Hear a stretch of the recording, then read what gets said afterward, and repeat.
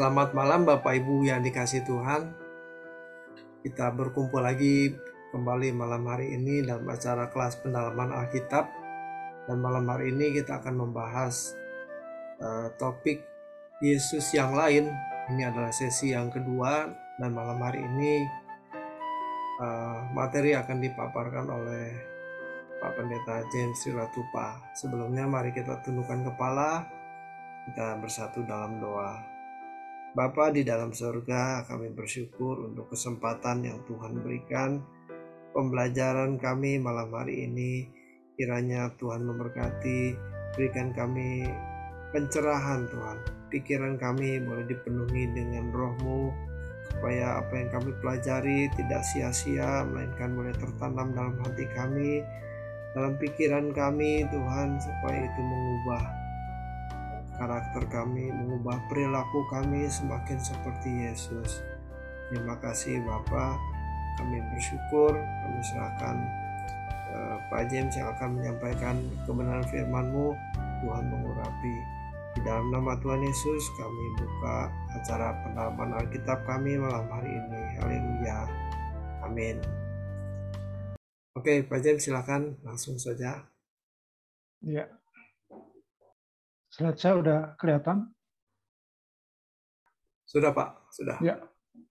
Selamat malam Bapak Ibu sekalian, dimanapun berada. Pada kesempatan malam hari ini kita akan menerima bersama ya, belajar bersama tentang Yesus yang lain dengan 5 topik yang terlihat dalam slide ini, yaitu pertama, kelimpahan yang benar. Kemudian yang kedua, dunia bukan rumah orang percaya. Ketiga, Yesus yang lain menekankan mujizat. Keempat, kesembuhan bukan tujuan. Dan yang terakhir nantinya topiknya adalah haus pengkultusan. Kita mulai dari yang pertama, yaitu kelimpahan yang benar. Dalam doa Yabes terdapat kalimat, kiranya engkau memberkati aku berlimpah-limpah. 1 Tawarikh 4 ayat 10. Nah ini yang menarik ya, doa Yabes menjadi fenomenal, makin jadi-jadi sampai sekarang di lingkungan gereja pada umumnya. Tetapi pada malam hari ini dikatakan betapa berbahayanya kata berlimpah-limpah dalam ayat ini jika tidak dipahami dengan pengertian yang benar. Ya, jadi bukan ayatnya yang keliru, tetapi pengertiannya harus diperhatikan yang benar. Sebenarnya dalam teks aslinya kata berlimpah-limpah itu sendiri tidak ada. Kata ini dalam bahasa Indonesia bisa mengesankan bahwa orang percaya berhak untuk berhak atau diperkenankan meminta kepada Allah untuk memberi secara berlimpah-limpah atau banyak, atau bisa juga berkonotasi berlebih. Ini bertentangan dengan apa yang diajarkan Yesus. Jika kata berlimpah-limpah salah dipahami, dan memang pada umumnya sudah salah dipahami oleh banyak orang Kristen, hal itu dapat merusak bangunan iman Kristen yang benar. Jadi kata merusak bangunan berarti sebelumnya bangunannya udah oke, dirusak-rusak gara-gara pengertian yang salah. Ya. Oleh sebab itu seharusnya orang percaya perjanjian baru seperti kita ini memberi fokus kepada doa Bapa kami, bukan doa Yabes.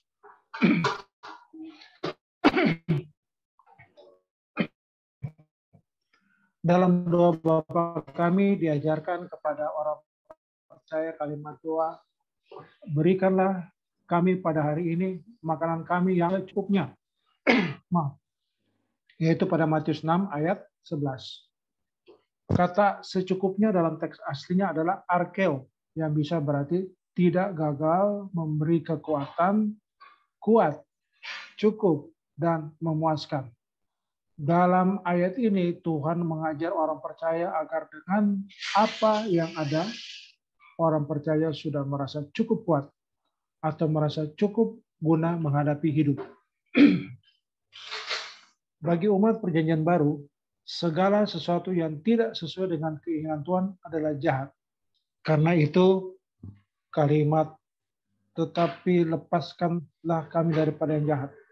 Dalam doa Bapa kami menunjukkan agar orang percaya memiliki ketepatan dalam bertindak. Ketepatan di sini termasuk merasa cukup dengan apa yang ada. Dalam hidupnya orang percaya harus memiliki prinsip. Asal ada makanan dan pakaian, cukuplah dalam hidup. Nah ini berat ini ya, kalimat dalam ayat ini. Selanjutnya, ini berarti bahwa segala sesuatu yang dimilikinya adalah milik Tuhan. Nah ini dia. Apa yang kita miliki sepanjang tanggung jawab hidup kita itu adalah milik Tuhan. Ini perlu dibekali dulu. Dan bersedia dipakai untuk kepentingan pekerjaan Tuhan sesuai dengan kehendak Allah. Nah ini. Untuk kepentingan apa selama ini kita punya hasil jerih payah, tanggung jawab kita itu perlu dipertanyakan ya. Bahwa itu memang milik Tuhan dan diarahkan untuk kepentingan siapa gitu.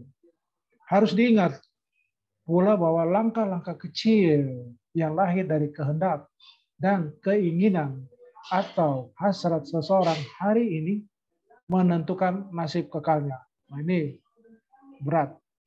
Agak sulit ini ya, karena pikiran orang yang kelihatan saja, yang aktif. Kalau bicara kekal, apa itu ya? Masih masih jauh. Kalau sejak di bumi ia mengingini kelimpahan secara salah, berarti ia membinasakan dirinya. Yesus yang lain mengajarkan yang menyebabkan pikiran orang Kristen tertuju bukan ingin kaya. Jadi biasanya kalau di mulut ngomong ya, tetapi sebenarnya hasrat hatinya itu ingin membangun kekayaan. Biasanya mereka berpikir bahwa semakin banyak yang mereka miliki, mereka semakin bahagia dan hidup mereka terasa lengkap atau utuh. Hati mereka dipenuhi dengan segala keinginan yang tidak sesuai dengan kehendak Allah. Dan selalu merasa belum puas. Jadi kalau ada sosok yang diajarkan, diberi nama Yesus, berkenan memberi kelimpahan sesuai dengan konsep atau versi manusia pada umumnya, pastilah dia adalah Yesus yang lain. Kemudian kita memasuki bagian yang kedua, dunia bukan rumah orang percaya. Yesus yang lain mengajar bahwa di bumi ini orang percaya boleh dan tidak ada kehidupan di dunia lain. Yang akan ya. Padahal orang percaya justru diorientasikan atau diproyeksikan untuk hidup di dunia yang akan datang, yaitu langit baru dan bumi yang baru. Teologi kemakmuran yang sangat kuat memprovokasi hal ini, sehingga merusak bangunan berpikir Kristen yang murni. Hal ini bisa mengakibatkan seseorang binasa. Ketika Yesus mengajarkan dengan memanggil Bapa kami yang di sorga, secara langsung Yesus menunjuk bahwa bumi ini bukanlah rumah kita. Tuhan Yesus mengatakan bahwa di rumah Bapa banyak tempat tinggal. Yohanes 14 ayat 1 sampai dengan 3. Tuhan Yesus juga berulang-ulang mengatakan bahwa baik dirinya maupun orang percaya bukan berasal dari dunia ini. Yohanes 17 ayat 14. Ini yang perlu diperhatikan. Orang-orang Kristen yang tidak mengerti bahwa rumahnya sendiri ada di langit baru dan bumi yang baru akan berusaha keras bagaimana memiliki rumah pribadi seluas-luasnya dan seindah-indahnya sebagai nilai diri dan kebanggaan di bumi ini. Mereka berpikir bahwa kesempatan memiliki rumah hanya di bumi ini. Hal ini terkait dengan doa Yabes. Dalam doa Yabes terdapat kalimat, kiranya engkau memperluas daerahku. 1 Tawarikh 4 ayat 10. Daerah yang dimaksud Yabes tentu adalah wilayah di bumi ini. Mengingat Yabes belum memahami hal keselamatan maupun langit baru dan bumi yang baru. Nah, ini hati-hati ya. Kalau doa seperti ini diucapkan oleh orang percaya umat perjanjian baru, doa tersebut dapat membangun pola berpikir yang merusak prinsip kebenaran.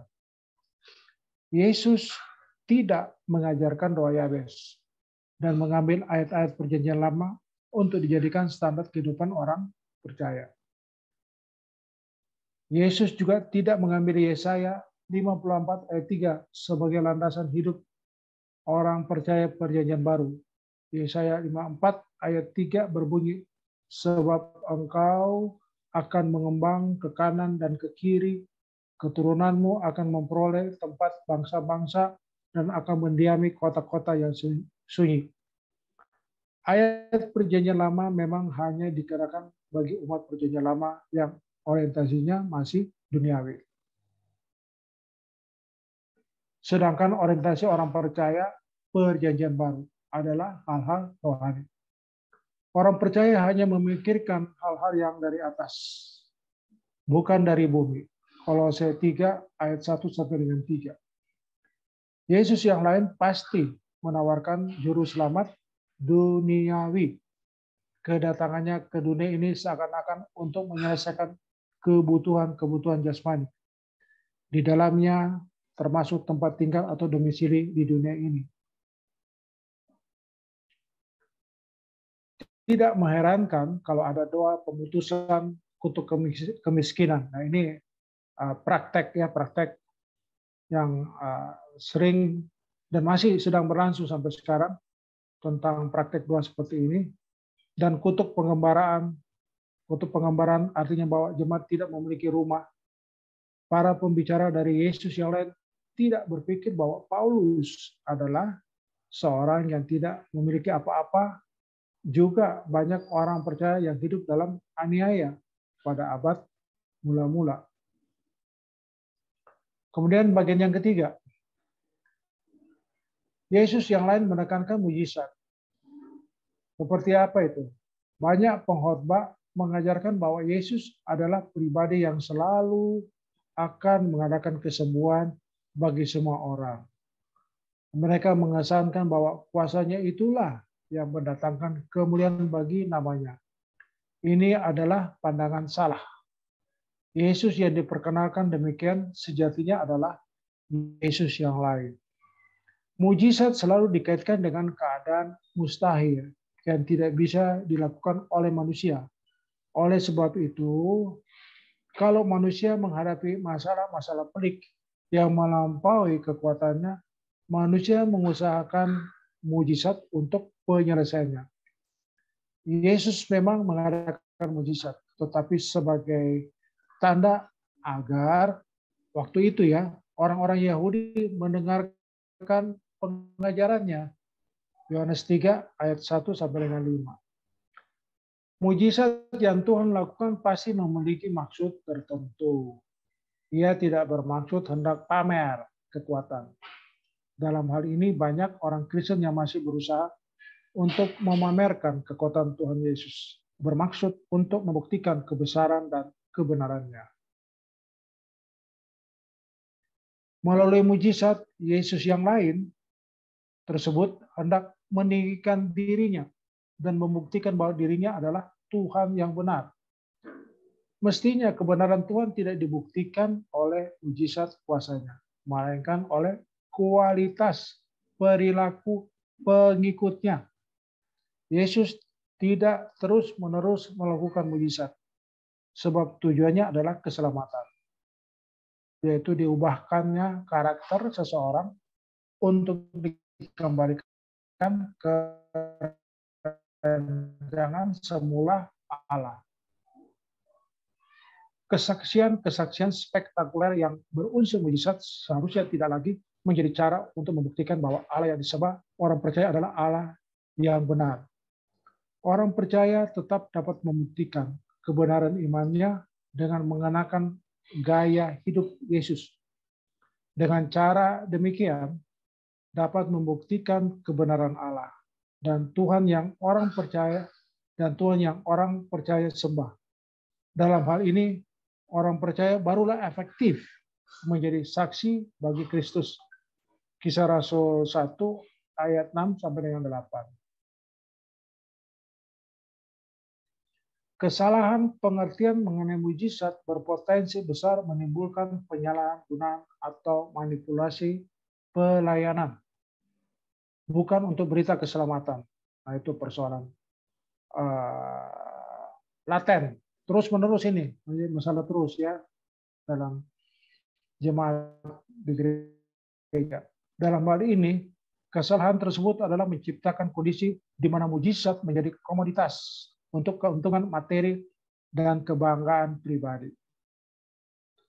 Kegelapan ada di lingkungan gereja ketika banyak kepalsuan diajarkan melalui mimbarnya.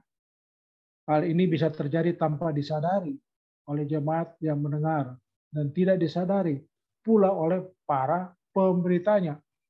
Pemberitanya yaitu pendeta. Nah, jadi akhirnya semuanya pendeta sama dengan jemaat. Sekarang ini gereja semestinya tidak lagi promosi mengenai mujizat secara berlebihan. Bukan berarti tidak sama sekali ya. Tetapi sudah saatnya mengajarkan kebenaran yang dapat mengubah perilaku sebagai persiapan menjadi umat yang layak bagi Dia.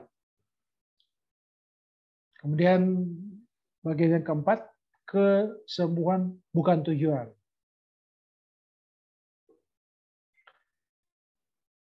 Yesus yang lain selalu tampil sebagai penyembuh, seakan-akan kesembuhan adalah tujuan atau goal hidup Kristen.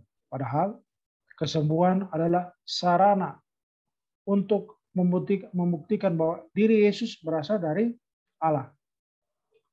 Keajaiban dari mujizat akan membuat orang menjadi kagum, dan karena kekaguman tersebut mereka bisa salah memahami maksud kedatangan Yesus ke bumi. Yang tujuan sejatinya adalah keselamatan. Hal ini menjadi pelajaran mahal bagi kita sekarang. Kalau gereja salah mengajarkan kebenaran, khususnya dalam konteks mengenai mujizat, jemaat bisa salah mengerti maksud kedatangan Yesus ke dunia. Banyak pendeta memperkenalkan diri sebagai penyembuh. Mereka memang tidak secara langsung mengatakan bahwa dirinya yang menyembuhkan penyakit jemaat. Namun, kesan kuat yang menjadikan mereka pelayannya adalah penyembuh dari segala keadaan. Sebagai akibatnya, atmosfer pengajaran atau pendidikan rohani yang dihadirkan dalam pelayanan tersebut adalah pemenuhan kebutuhan jasmani atau bukan keselamatan. Memang tubuh sehat atau kesembuhan merupakan sesuatu yang sangat dibutuhkan manusia. Semua jemaat harus mengusahakannya secara maksimal dengan tanggung jawab, yaitu dengan pola makan dan pola hidup yang baik. Namun, jemaat hendaknya tidak lupa bahwa keselamatan dalam Yesus Kristus tidak difokuskan pada hal tersebut. Keselamatan dalam Yesus Kristus berorientasi pada dikembalikan manusia kepada rancangan semula Allah. Ketika gereja hanya menjadi tempat untuk memperoleh jalan keluar dari berbagai kesulitan hidup di bumi berkenan dengan pemenuhan kebutuhan jasmani, terjadilah praktik pelayanan rohani yang mirip dengan praktek perdukunan. Maksud praktek perdukunan di sini adalah bahwa gereja dan semua pelayan-pelayannya menggunakan kuasa Tuhan untuk menyelesaikan masalah-masalah yang berkenan dengan pemenuhan kebutuhan jasmani yang terjadi dalam kehidupan umat Tuhan. Ini sama seperti dukun-dukun yang menjual jasa dengan membuat praktek-praktek mujizat guna penyelesaian masalah-masalah hidup yang bertalian dengan pemenuhan kebutuhan jasmani. Disitulah letak bedanya. Gereja hari ini adalah gereja yang pastinya sudah dewasa. Sudah berumur 2000 tahun yang sedang menyongsong kedatangan Yesus yang kedua kali. Gereja mestinya tidak lagi terus-menerus mengkampanyekan mujizat kesembuhan, tetapi mengajarkan kebenaran. Nah, ini kalau mengajarkan kebenaran, siapa yang mengajar? Seperti apa kok kapabilitas ya dari yang pengajar untuk mendewasakan rohani seseorang atau jemaat demi menjadi umat yang layak bagi Tuhan, bagi Dia. Nah, kita bagian yang terakhir ya, bagian kelima, haus pengkultusan. Setiap orang memiliki virus yang disebut oleh Yohanes dalam suratnya sebagai keangkuhan hidup. Jadi kultus itu sudah menyatu dengan keangkuhan hidup. 1 Yohanes 2 ayat 15 sampai 17. Virus ini berjangkit bukan saja atas orang-orang yang tidak mengenal Allah, bukan hanya pada kehidupan jemaat Tuhan, melainkan juga kepada para pendeta atau mereka yang mengikuti Yesus yang lain. Mereka mau menjadi orang yang dikultuskan atau dianggap penting dan terhormat. Nah, itu kan luarnya, tetapi isinya itu sebenarnya keangkuhan hidup. Pengkultusan bukan sesuatu yang mereka pandang keliru. Nah, itu nggak disadari ya. Sebab mereka merasa layak untuk mendapatkan perlakuan seperti itu. Artinya itu wajar. Namun mereka tidak menyadari bahwa dirinya sudah terlibat dalam kesombongan. Nah, itu tadi ya. 1 Yohanes 2 ayat 15 sampai 17 yang mendukakan hati Tuhan. Itulah sebabnya mereka mengingini keberhasilan dalam pelayanan melalui mujizat. Tidak sedikit di antara mereka yang suka mendemonstrasikan mujizat. Dengan melakukannya mereka dapat dianggap dan merasa sebagai orang istimewa Tuhan. Dan ditambah lagi dengan kepercayaan dari jemaat. Dia akan dengan mudah membuat pernyataan-pernyataan bahwa dirinya menerima pesan atau visi dari Tuhan. Dari hal ini maka banyak orang Kristen yang hanyut dalam fenomena mujizat kesembuhan, sehingga tidak fokus terhadap proses keselamatan yang harus dijalani. Dalam Matius 7 ayat 21 sampai 23 dijelaskan ada orang-orang yang mengaku sudah bernubuat, mengusir roh jahat, dan mengadakan mujizat, tetapi ditolak Tuhan. Tuhan menyatakan bahwa Ia tidak mengenal mereka. Frasa tidak mengenal di sini sebenarnya maksudnya bukan tidak mengenal dalam arti tidak diketahui, tetapi maksudnya adalah tidak dapat dinikmati oleh Tuhan. Ginosko artinya bahwa kehidupan pribadi hamba Tuhan tersebut tidak menyenangkan hati Tuhan. Disebabkan karena mereka tidak melakukan kehendak Bapa. Ya. Dari hal ini sangat jelas dikemukakan bahwa mujizat bukanlah segalanya. Tuhan tidak menikmati mujizat yang dilakukan oleh orang percaya. Tuhan lebih menikmati kehidupan orang percaya yang melakukan kehendak Bapa.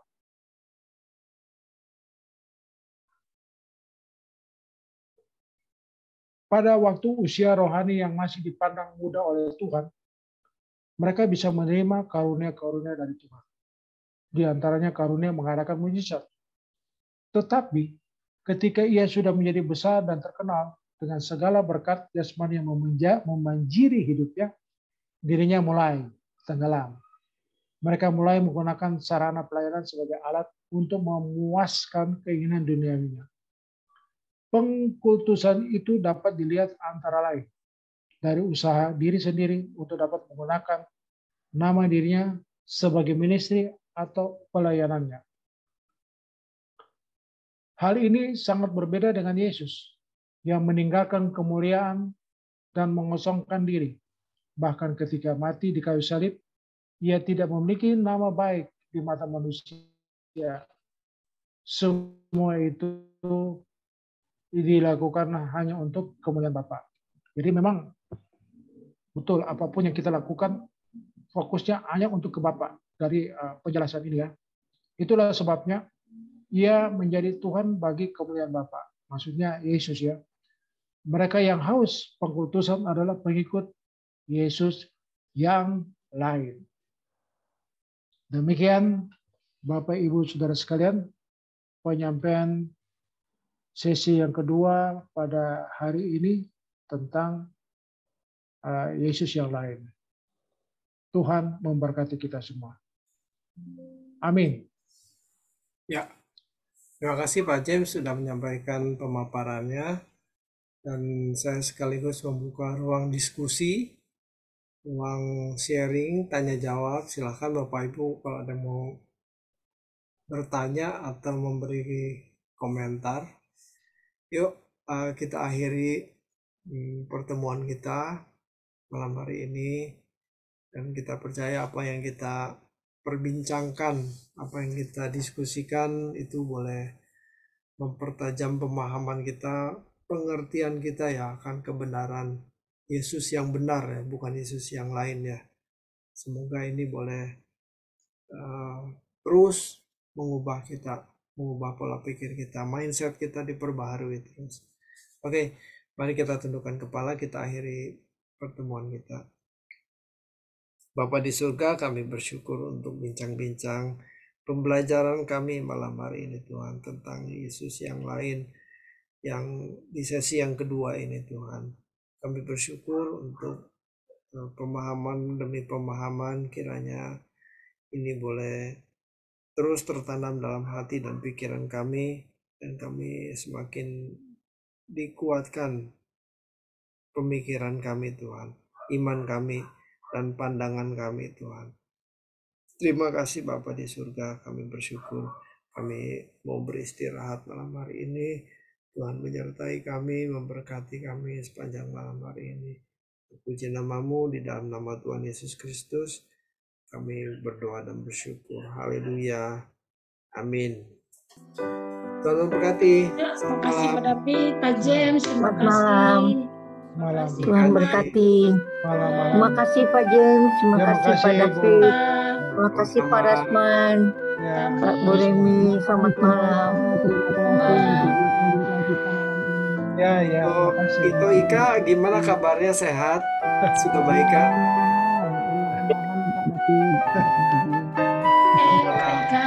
Kita akan sembuh. Ya, Tuhan berkati juga, Tuhan besertai Ibu Ika.